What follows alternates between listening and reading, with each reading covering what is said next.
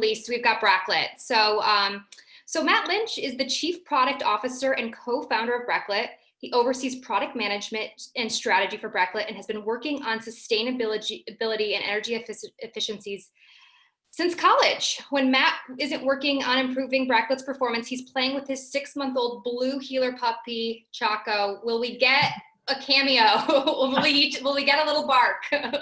I think, if we don't get too many questions, no, I'm just kidding. Maybe at the end, he'll make an appearance. Yeah, my dog has been quiet this whole 2.5 hours. She's getting a cookie the second this is over, done, which I'm so shocked at. So I hope I make it through without a bark. So, okay, thank you, Matt. All right, thank you very much. I want to make sure that I'm sharing the correct screen. Can you see the PowerPoint, or you see the Zoom screen? I'm seeing the PowerPoint. Perfect. Okay. Yep. Awesome. All right, thank you very much. Really excited to be presenting Bractlet's software in this demo day during this CREtech event. Thank you for the intro, Bethany. I'm really excited to be here. So I wanted to go over just a quick description about Bractlet. What Bractlet does is we provide a holistic building analysis solution, and this is going to be for building owners and their property teams. We really focus on our market-defining product, which is a digital energy twin. And this is a building simulation that owners and property teams can use to ultimately make better investment decisions to drive performance in their buildings. They can quickly address performance issues. So in real time, ongoing, make sure that all the systems in the building are working as expected. And last, verify investment returns. So making sure that the forecasted performance and the forecasted returns from those projects are actually materializing. And what I want to do is I want to dig into a bit of how Bractlet has created a true end-to-end solution by providing multiple product tiers. And so this is what we're going to be going over today, are the 3 tiers that Bractlet provides. And the reason that we did this was to give teams flexibility to select the type and depth of analysis that makes sense for each asset. And so that may be based on their budget or their investment thesis for that asset, or even the type and size of the asset itself. So on the left, the very first product is Benchmark. And Benchmark is all about managing and collecting and streamlining the managing collection of utility bills. Finding anomalies in utility bills, analyzing them, and then ultimately reporting on them. So this is going to be to ESG bodies or Energy Star. And what we really focused on and what was really important for this product was to streamline this process and make it as quick as possible. Kind of previous workflows that we've heard from a number of our customers are time intensive, or can be time intensive. And so we want to streamline this process, make it extremely easy. I'm talking one button click to report on those utility bills. We also really focused on QA and QC of utility information. This has traditionally been, there have been issues in this in the past, and so we wanted to make sure that we had a robust QA QC infrastructure and platform to make sure that the data that we were reporting on, that we were streamlining the information for, was correct. Next is analytics. So analytics is when we will go in and install and connect to existing systems in buildings. And what this allows us to do is stream a ton of information from those systems and give property teams real-time information so that they can react to issues in the building in real time and have access to all that information for analysis. And then last is actually where I started from in the initial slide, but is simulation. And so this is the level of product that contains the digital energy twin, that simulation that is that market-defining product that allows our customers, our owners, and property teams to make those the best investment decisions, drive performance, and verify returns. And One note is actually that analytics contains everything in benchmark, and then simulation contains everything in analytics and everything in benchmark. All right, and so I'm going to head over to the software. There we go. Awesome. I'm still hoping that everyone can see building dashboard and not a Zoom screen. Confirmed. Confirmed. Confirmed. Awesome. Thank you, Bethany. All right, so what I'm going to do first is I'm going to dive into benchmark. And so this is that tier that is all about streamlining utility bill collection, anomaly detection, easy reporting to Energy Star and ESG bodies. And so what you'll land on is the dashboard here. Will we track the trends of all of those different utilities and breaking it down by utility, being able to sort it based on cost or rate or energy consumption.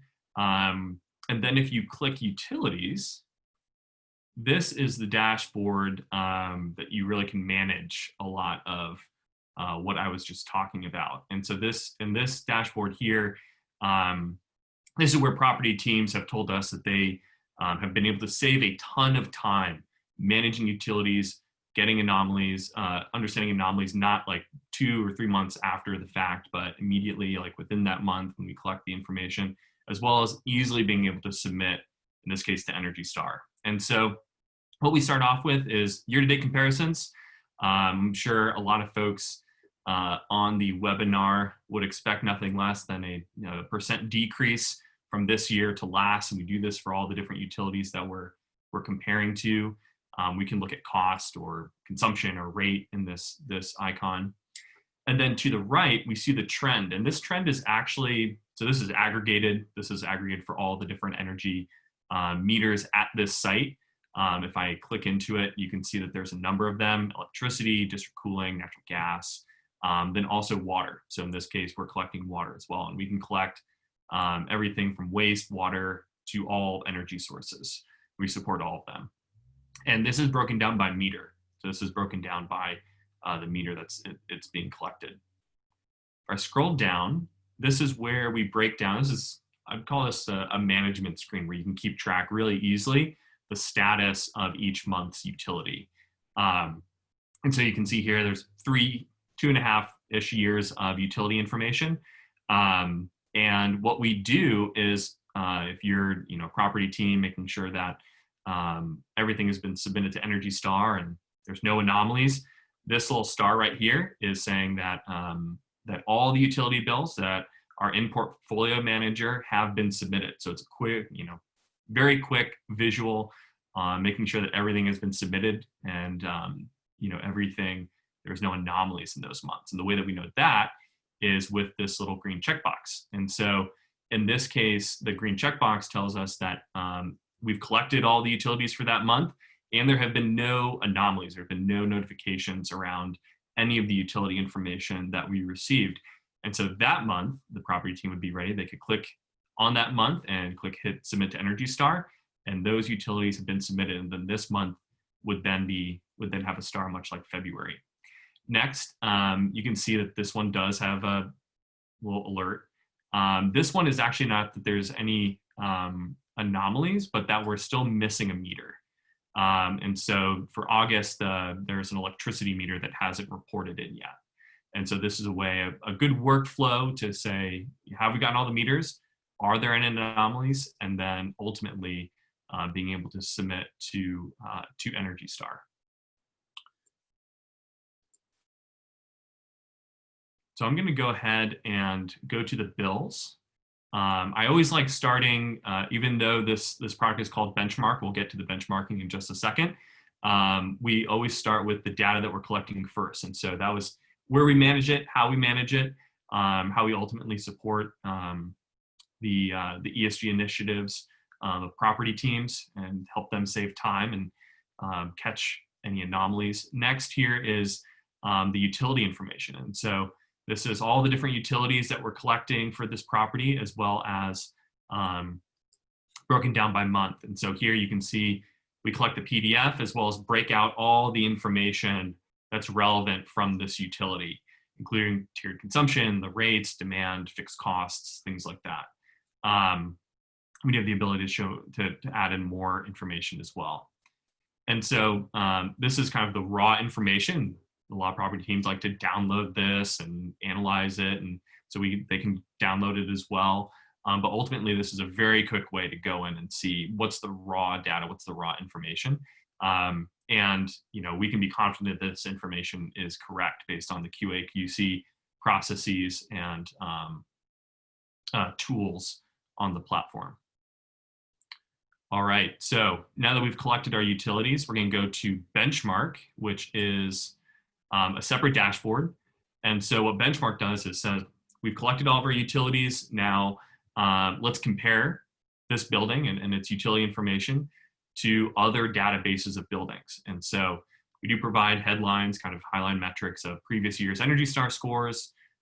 We have year-to-date consumption up next, and then calculating the GHG or greenhouse gas emissions all the way to the right.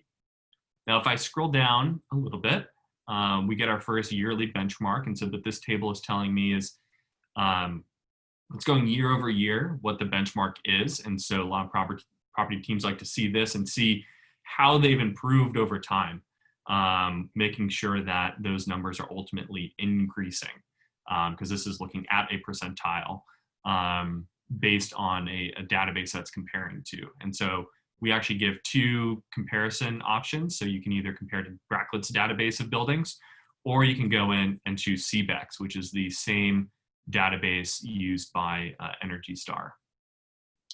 And then as teams can upload other utilities, that would show for the other utilities as well. Scrolling down just a little bit, you can kind of see how we're breaking this down, starting with yearly benchmarks, and now we're breaking it down to monthly. So looking at how the consumption compares to different ranges of, in this case, energy consumption for buildings in the database. And so we have energy up top. So this is going to aggregate all the different energy sources, natural gas, electricity, district cooling in this case, and then break it down by month. And so right here, what this is telling me is that light yellow bar is actually the range of energy consumption per square foot for January in that database. And then the dot is what this building used. And so I would say that this one is slightly above 50% for January, but then is, as compared to future months, definitely dips in relation to those other ranges. April seems a little bit lower to me. I can also control the data that I'm comparing the building to. And so right now we have, it's against the Bractlet database, and it is comparing to all different ages and square feet, regions, and it's showing the energy consumption per square foot currently in 2020's data. But we can go in and we can actually change that. And let's say that I only want to compare buildings built before 2000, or maybe I want to not include really big office buildings, and so I'll take out the 500K buildings. And I can even go in here and say, I don't want to compare against the very cold kind of climate regions, or maybe I don't want to compare against mixed and humid, for instance. And so this allows teams to really control what they're benchmarking against and understand how their building performs based on those different data selections, kind of splicing and dicing it. Next, I can actually choose the data to not be normalized by square foot. So I can go and look at just raw information. So this is going to be kilowatt hours for energy, or I can look at cost. And you can see that graph on the left moving, and I can actually minimize that and expand it again and manage those. And then I can even scroll down and look at what that looks like broken down by each utility type. So for natural gas, this building is doing very well as compared to other buildings in the database. January has a huge range, as I would expect for natural gas in January. So that really goes over the benchmark product. This is all about managing, collecting utility bills, understanding where your building fits and how it fits into buildings like itself. and then ultimately saving time, reporting on utility performance to ESG bodies and Energy Star, as well as making sure that anomalies are detected. And before I go to analytics, all of this is available for $500 per building per year. And that includes everything that we just went over. So now I'm going to go to a different building and dive into analytics. And so analytics will contain everything that we just went over, plus that integration to current systems within the building. So I'm going to go into operational notifications. And so this will include, the BAS systems or submetering. So any kind of existing system that we can go connect to, we'll start connecting and streaming that data. And so what we're seeing here is actually runtime information. And so this is per piece of equipment. So, the operational notifications are based on individual pieces of equipment. And this is rolling up that schedule runtime info and how it changes over time, how they're doing today, what are the variations of start and stop times, and what that looks like. And so we also allow teams to set up anomaly detections if things that they don't expect happen, or if they want to keep track of certain things, in this case, with regards to runtime and schedules. And so if we go into notifications, we get a roll-up of kind of the trends of when these things are being notified, what the impact of those are, and then what piece of equipment are kind of the the worst, most egregious ones have the most notifications. And so if I go into the notifications tab, this is where I can look at all the different notifications. So we kind of have the most recent ones populating up at the top. And what property teams really like to do, and specifically engineering teams really like to do, is for each one of these, they can address it, acknowledge it based on different categories. And so this really helps them in a couple ways. We hear a lot of teams like to track tenant requests and track overtime here, or they like to track programming issues, so they can easily communicate with their controls vendors and have a very accessible, easy to use history of things that they're seeing that they don't want to happen. All right. And so what we're going to do now is we're going to finish up going over simulation. And simulation contains everything in analytics, contains everything in benchmark, but now we've introduced that digital energy twin, which is really the cornerstone of the market defining product on Bractlet's platform. So this is where it all rolls up to, is actually this building performance graph. And so we have the graph up top and then this timeline below. What the graph is telling us, the dot is actually the real utility bill, but that band, that blue and green band, is what the simulation is outputting. So it's saying, based on all the independent variables that we're collecting, this is what should be consumed in that building. And so blue is actually a baseline period before projects were implemented, and then green is when projects were actually implemented. And so you can see here, as soon as the green, once those initial round of projects were implemented, now we're tracking, we're saying, hey, the utility should be lower than the baseline, which is that dotted line above. And you can track what was happening lower in this timeline. So you can see various lighting projects, BS programming projects, and the simulation is tracking and making sure that the utilities are in that band. If there isn't, there's notifications and ways for property teams to manage that. But what we want to do is we want to make sure that the savings are accruing in the way that they were forecasted, so that teams can make sure that they're getting the return that they expected. We also are taking into account baseline. So the baseline, we have a timeline there as well. So major changes to baseline building is also apparent here in this graph. And so this is the impact. So this is the impact of everything that has been happening and all the savings that have accrued based on the investments this property team has made. And so what I want to show you is how that is managed. So this is going into the investment decision lab.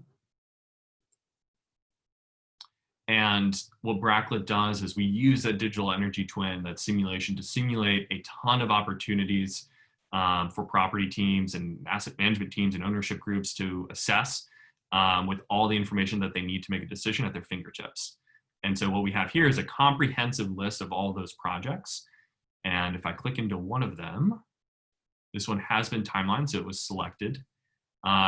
We include things like energy savings, O&M savings, cost rebates. This is actually simulation data coming out, so they can see when and what type of savings they're getting. And then we also include attachments, so that will be various materials that help property teams bid out the project, like scopes of work and sequences for optimizations. Materials that will help them bid and implement the projects are under the attachments tab. And so we provide a ton of data and simulation for property teams to assess. And under the timeline tab, they can take action on it. They can go in and they can say, this is the projects that we want to do, and this is when we want to do them. And they can do that all with forecasted data. So here you can see a roll up of, this is kind of the total metrics of all the projects that were selected, and then we break it out by time. And so you can see here, 2021, they have a return of 9.2x with a cost of $9,000 and a total savings of right under $100,000, and that perpetuates into the future. And this graph is based on these selected projects below.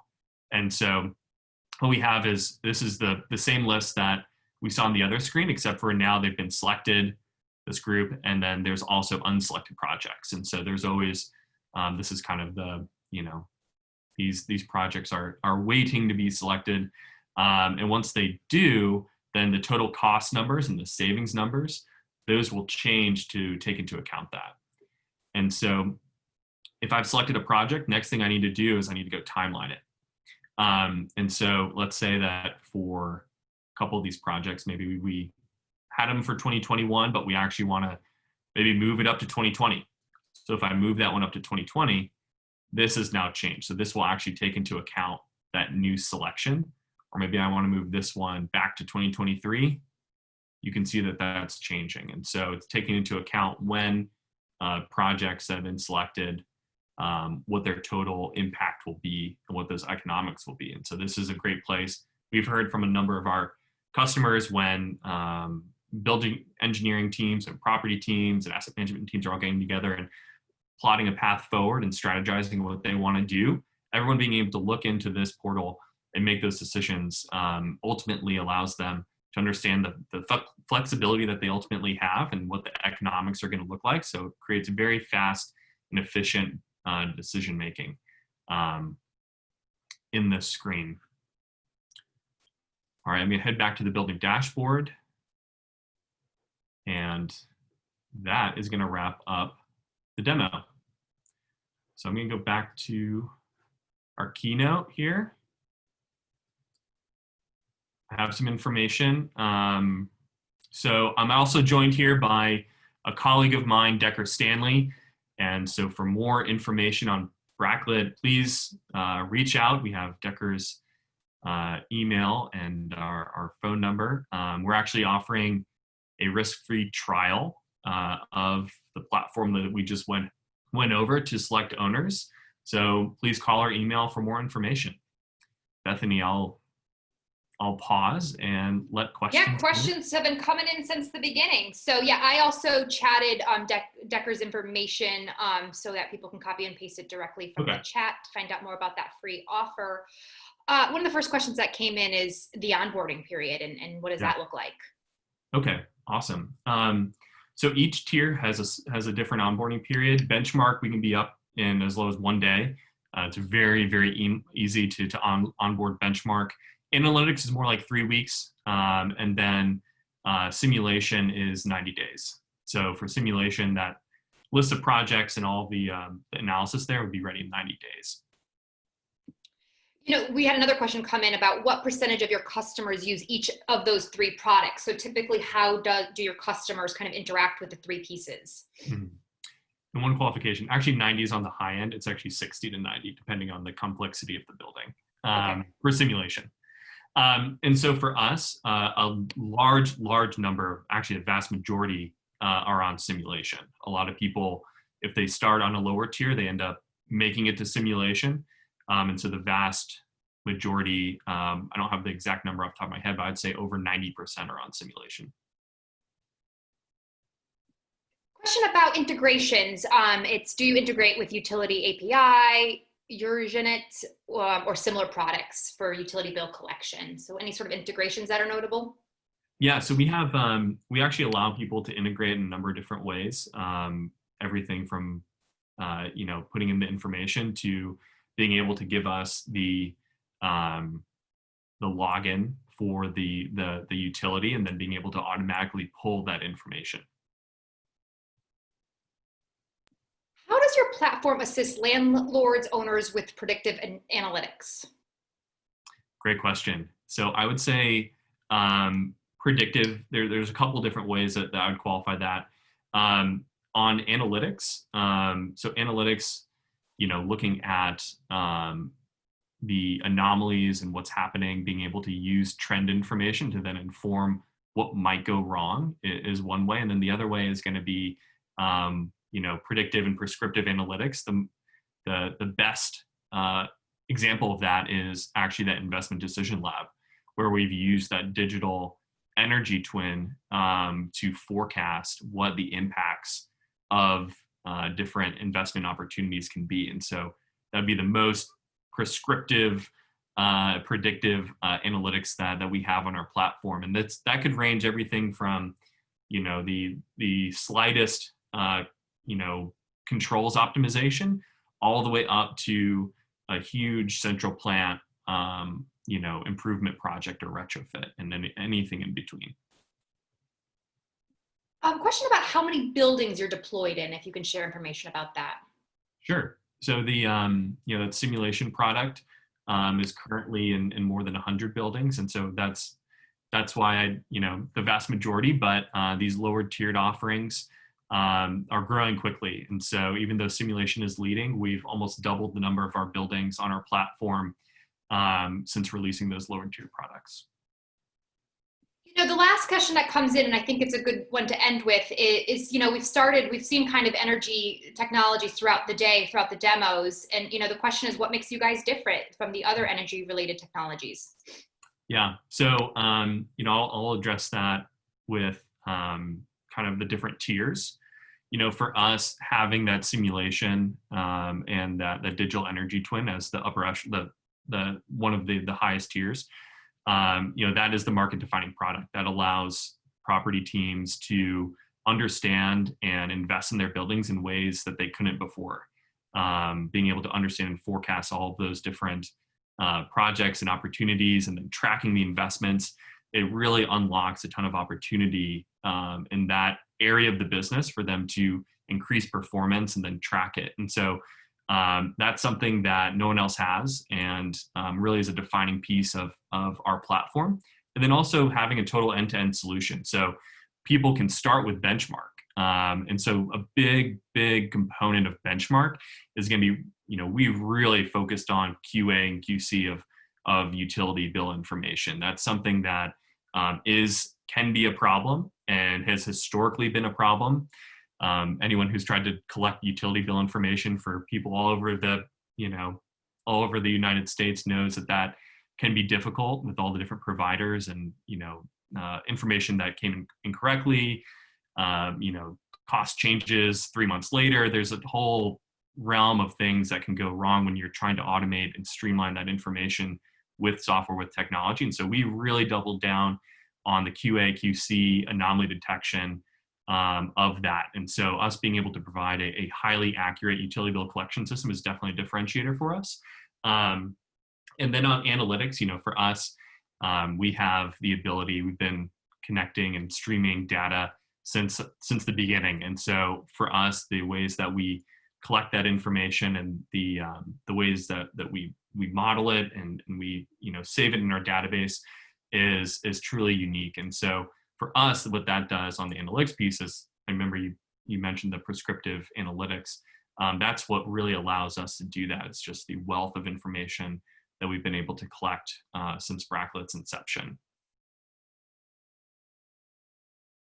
Well, we'll leave it there. That was really great. Thank you, Matt. I really appreciate it. And thank you to everybody. You know, we still have a pretty good crowd. So I thank you those who've spent the last 3 hours with us and those who just joined us maybe for this last segment. But don't forget to check out virtual.CREtech.com for kind of our upcoming different events, including our sustainability summit, which Bractlet will be at. So hope we will see you all then. So thanks, everybody. Take care. Bye-bye. Bye.